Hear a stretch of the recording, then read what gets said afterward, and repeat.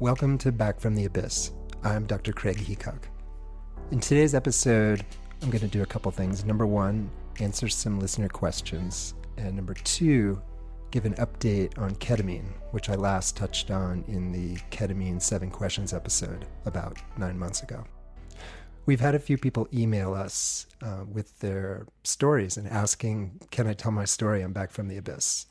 And the answer is maybe. You maybe can. The number one thing is I want to do it live if at all possible, or in person, I'm sorry. So that would mean doing it here in my office in Fort Collins, or possibly in Denver, or if I could meet you somewhere else when I'm traveling. But I think there's something very powerful, and you can hear it, I hope, in the stories, that when the storyteller and I sit in the same room, there's a tension and a connection and an intimacy that you just cannot get on Zoom or Skype. So for now, I'm trying to limit all these episodes to recording in person. So if you'd like to tell your story on the podcast, number one, come to Fort Collins. Number two, we should make sure that you're a good fit. And if number one, it would be a meaningful and helpful thing for you to share your story, and if others might benefit as well. So if you meet those criteria, please contact me through craigheacockmd.com. We recently got a very interesting email, and it was multiple paragraphs, but the gist of it was, can you heal from trauma that you can't remember? Which I thought was an incredibly interesting question. But let me just start with a little bit about memory. So here's a cool memory experiment you can do. Think of some event in your childhood, something very funny or weird or profound or scary or sad, or something that each of your family members experienced. And then go to them individually and ask them, hey, do you remember what happened when we saw Shamu? Or, hey, when we were on that boat in the Delaware, what happened? And then just let your family members talk and maybe ask some clarifying questions, but it will blow your mind, because what you'll find is that all your family members have Alzheimer's. No, what you'll find is that nobody remembers the same. Even things that are so profoundly fill in the blank, moving, scary, sad, weird, that you think, surely mom, dad, and my big brother, we're going to remember this the same.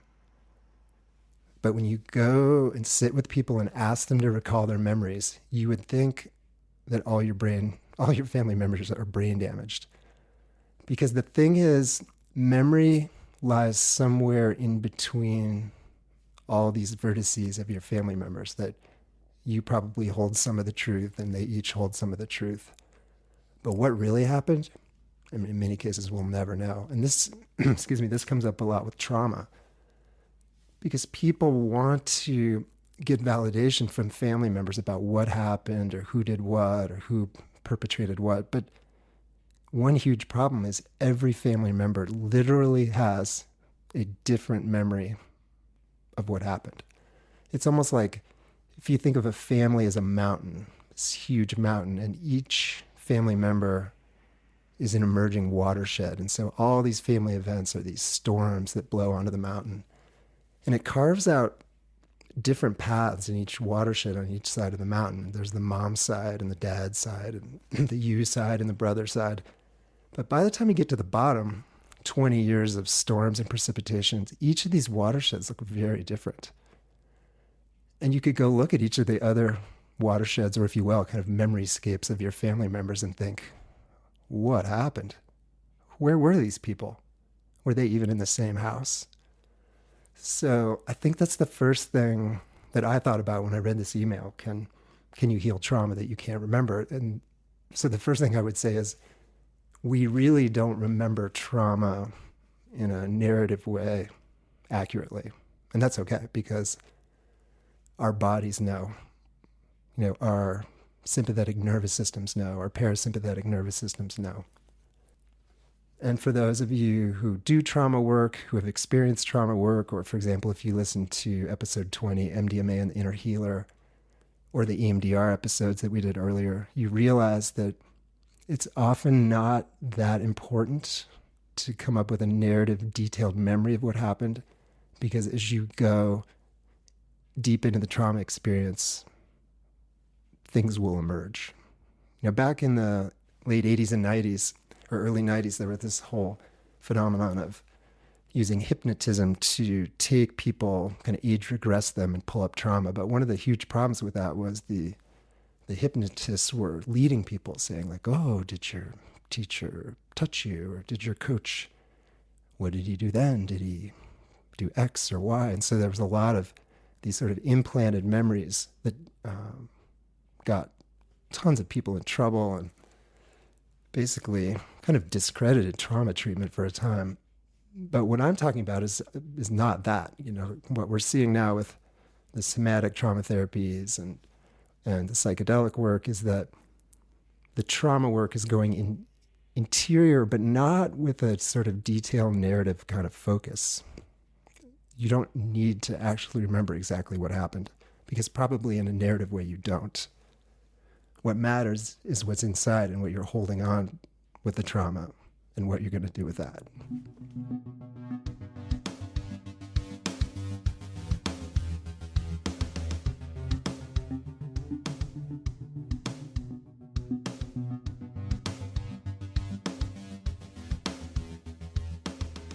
Okay, let's move on to talk a little bit more about ketamine. This is a ketamine update, approximately 9 months after my first ketamine episode. I recently gave a talk called Ketamine Lessons from 500 Sessions. What could possibly go wrong? Well, a lot of things can go wrong. And today I want to talk about what I've learned from the last 3 years of using ketamine with patients. And I want to preface this first by saying ketamine is one of the most impressive treatments for depression to come along in many, many years. And it's changing people's lives, and I'm seeing that every day in my practice. But I have changed my mind in one big way. And let me focus on that. I think that's going to be the centerpiece of today's update. So in the first 2.5 years of working with ketamine, I mostly did intramuscular injections.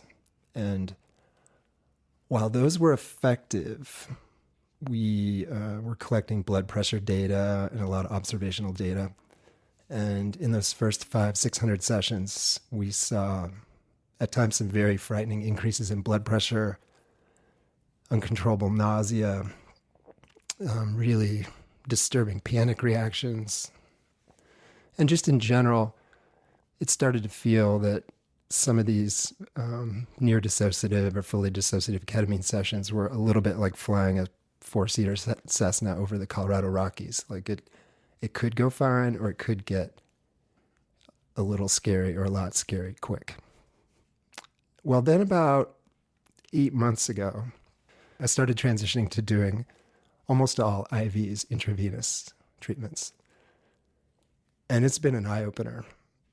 Because as opposed to the IM treatment where you inject ketamine into the muscle and people are deeply plunging into the ketamine experience within a few minutes, with the IV, you are usually dripping it in the vein but over 30 to 40 minutes. And so people are entering the ketamine dissociative state much more slowly. They're in it much longer, and they leave it much more gently. So now, after about 800 sessions, I have fully become a convert to IV. And at first, I didn't want to do IV because I thought, oh, it's just more equipment. Excuse me, and who wants an IV in their arm? And you got to have a medical assistant or nurse to help you with it. And it just seemed like a lot more hassle. But I'll tell you this, what we're finding is that with the IV treatments, we're not having blood pressure scares. We're not having the panic reactions. We're not having people have scary apneas where they stop breathing and their pulse oxygen plunges.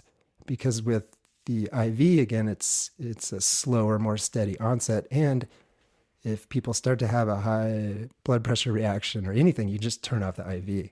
And so in the last 6 months, I realized IV is like IV is like a 737. You can take off smoother. You put it on cruise control. You watch the dials, but it's a whole different experience than the Cessna four-seater, 20,000 feet below you, bouncing around in the mountains, which I think is more like the IM. Now, they'll both get you to their destination. But given that do no harm is the number one maxim of medicine, I think more and more we're going to see people moving to IV treatments. And even patients like them more. It was hard at first to convince a lot of my patients to switch from IM to IV, but now they're all on board. And I'm on board because I'm not worrying about these different medical problems. Now, there probably is a subset of people who are generally safe to do the IM treatments for ketamine, and those would be people under age 40, no blood pressure issues, no sleep apnea, no cardiovascular issues, and ideally, folks who've had some psychedelic or mind-altering experience. Those people in that subset, I would say, do well. Anyone who's not in that subset, I think, really should be getting IV treatments. It also appears very clear to me after about 800 treatments that the most effective way to do ketamine is to do a fully dissociative treatment, which means you lose awareness of your body and your ego and the chair and Fort Collins. Now that is still being studied. We don't have good data yet in large trials, IM versus IV, nor dissociative versus non-dissociative. But I'm thinking, again, after 3 years of a whole lot of treatments, that IV is going to turn out to be a much safer way to do it. And I think fully dissociative treatments are going to turn out to be much more effective. And one thing I've seen in that realm is that a lot of the IV clinics in the big cities will do 6-ish IVs over 2 or 3 weeks to get people feeling better. But I'm finding that if you start at the dissociative threshold in the first treatment and then go to fully dissociative ketamine, you can typically get people better in 2 treatments, which saves time and money and suffering. And now that we can do them IV, it just feels much safer and better for everyone. So I'll admit there is some observer and expectation bias on my part in that from the get-go, I've suspected that fully dissociative ketamine treatment is more effective. And many people, particularly psychiatrists, fall in that boat.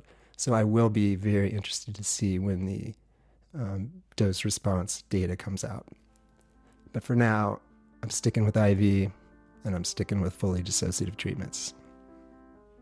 Thanks for listening. If you like this episode, please share it with anyone else who might find hope or meaning in this story. Check out our website, bftapodcast.com, where you can learn more about us and this project, get more information on the treatments mentioned in the stories, as well as additional resources and music credits. You can also email us with comments or story requests. If you have time, please rate us on iTunes, as this helps us spread these stories far and wide. Much gratitude to my good friend Chris Johnson, who does our sound, and thank you for listening to Back from the Abyss. May each of you find the strength and support to find your way through the darkness.